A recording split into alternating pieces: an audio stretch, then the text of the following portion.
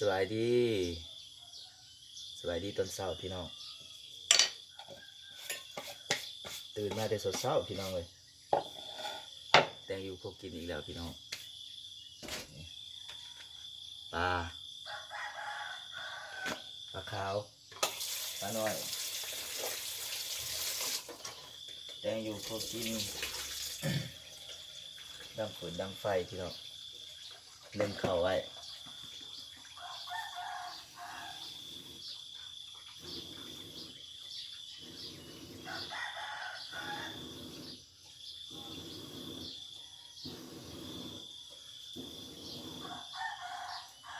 หนึ่งเข้าไว้พี่น้องเอ้ยนี่นะหนึ่งเข้าไว้มันเข่าก็คือสิบุตอันนั้นเป็นใดหนึ่งเข้าไว้แล้วก็ใจขี้ปลา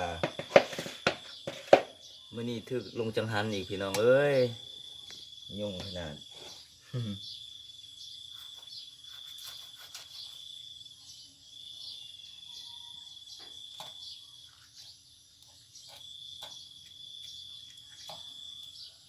เป็นยังซี่ได้พี่น้องเลยกิจวัตร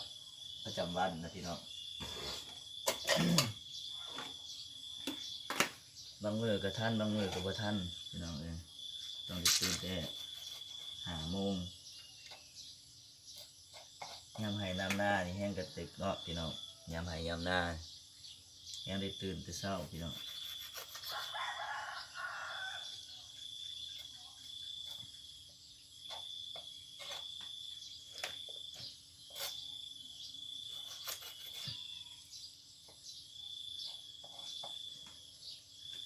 ปลาน้อยพี่น้องปลาขาว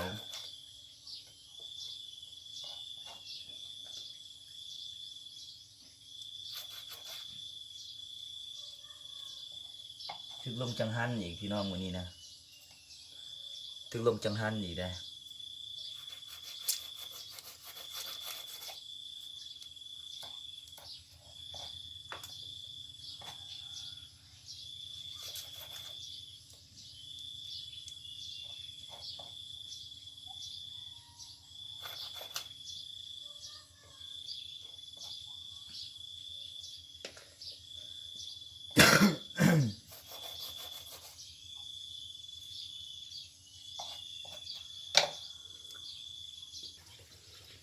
หลังจากใคร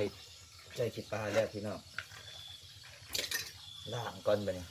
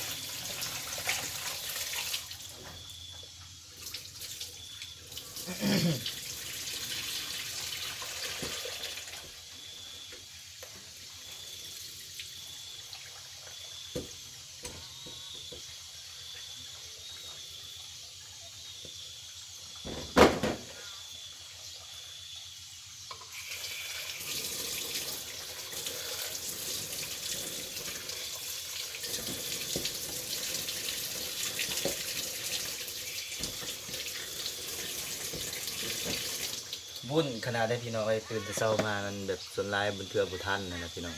เทือกกับไปการบุทันวุ่นยานบุทันเนี่ยพี่น้องวันนี้ถึงลงจังหันพี่น้องวันนี้เอาจำได้กระยาตอนเช้าพี่น้องทรงซากินกันทรงซาอีปอยแม่อยู่บ้านฝากมาให้ทรงกินทุกมื้อพี่น้องเลยมันแซ่บเพราะว่าแมวเราเคยกินเนาะเคยกินแต่อยู่บ้านเนาะ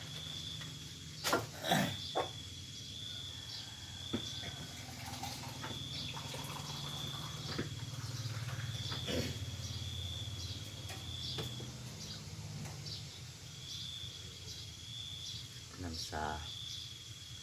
น้ำซาธรรมชาติเลยพี่น้อง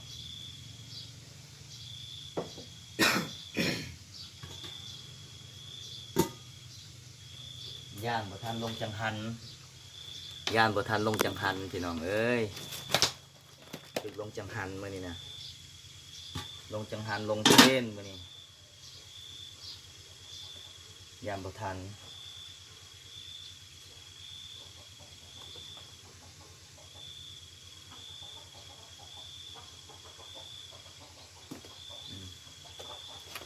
ไก่ก็ยังมีเกลือ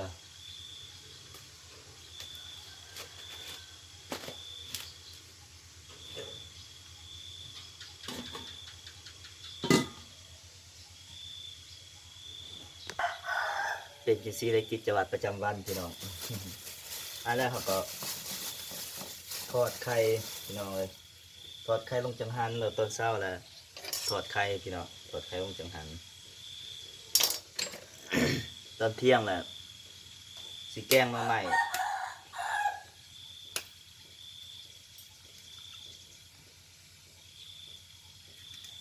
ตอนเที่ยงเลยแกงมาใหม่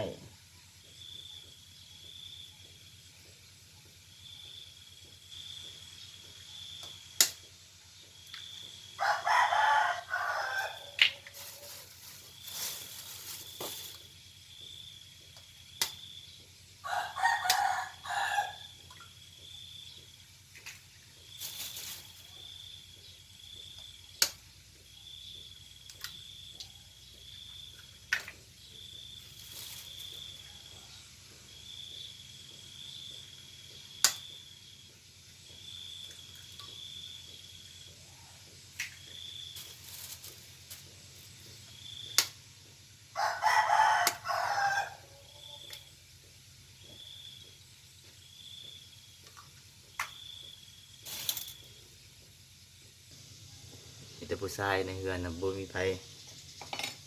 มีแต่ค่าเวียกถ่ายพ่อแล้วก็ค่าเวียกสีข้าวสีน้ำส่วนทางก็ลงจังหันแล้วก็หาไปการพี่น้องเลยกะเตรียมแตงอยู่ก็กินไว้ตอนเดตอนเพนเนาะเห็ดกินไว้มาไว้จากเพนเลยอะที่พอก็ลงเอาลงเองเนาะลงเพนเองคือตอนเช้านี่คือว่าเวียกเขาเนาะพี่น้องนี่ถอดไข่สิลงถอดเอาถอดไข่นี่แหละลงจังหันแล้วก็แจวแล้วก็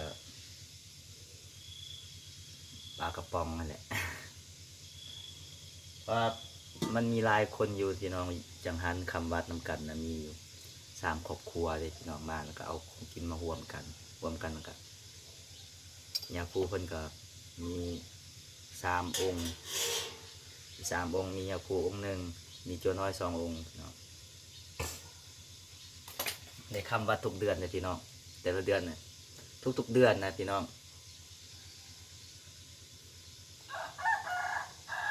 หลังจากรอทาพี่น้องรอทาเขาก็ไปหาล้างหน้าล้างตาอาบน้ำอาบทาแล้วอาบน้ำอาบทาแล้วจังว่ามาใส่ผักเขาแล้วก็เอาลงวัดนะพี่น้องอันนี้ก็ไปหาอาบน้ำอาบทาก่อนเด้อพี่น้องเด้อแล้วจังกลับมาใหม่ พอดีเขาเริ่มสุกพี่น้อง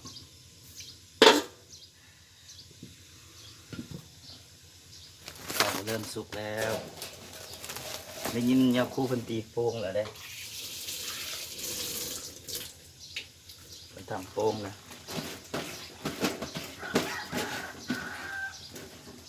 นั่นสิแหละพี่น้องมันคนเดียวมันเบียกมันลายนะพี่น้องมันบ่ทันพี่น้องเอ้ย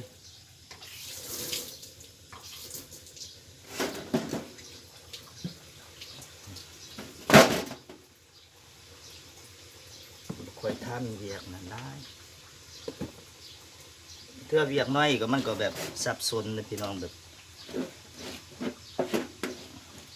อันนี้เบียกครัวนะพี่น้องเป็นแบบ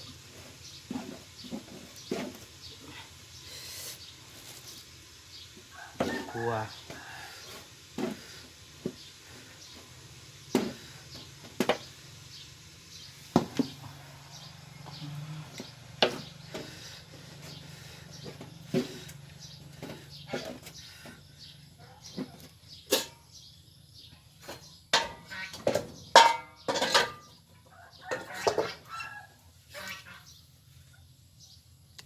จากนั้นก็พี่น้องประทาน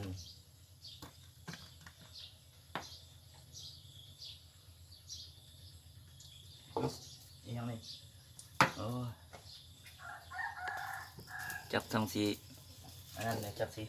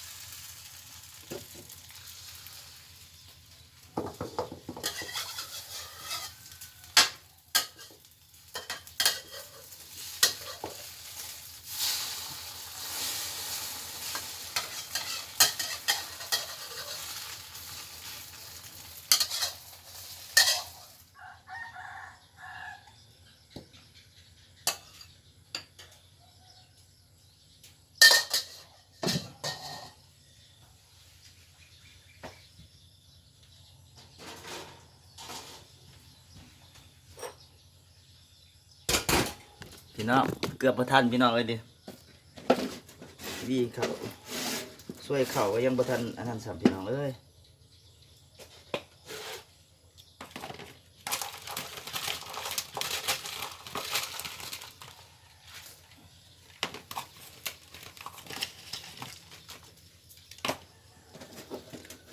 หาประสบการณ์พี่น้องหาประสบการณ์หาความรู้เสร็จตัวเองเนาะพี่น้องเพราะว่าคันโบผู้จักเรียบตัวนี้เขาก็ผู้จักว่าเวียของผู้หญิงนะมันมีจักแบบใดแน่นะอันนี้เป็นส่วนร้ายเป็นเวียผู้หญิงเวียผู้ชายเป็นเขาได้เห็นเบิดเลยเพราะว่าเขาโตคนเดียว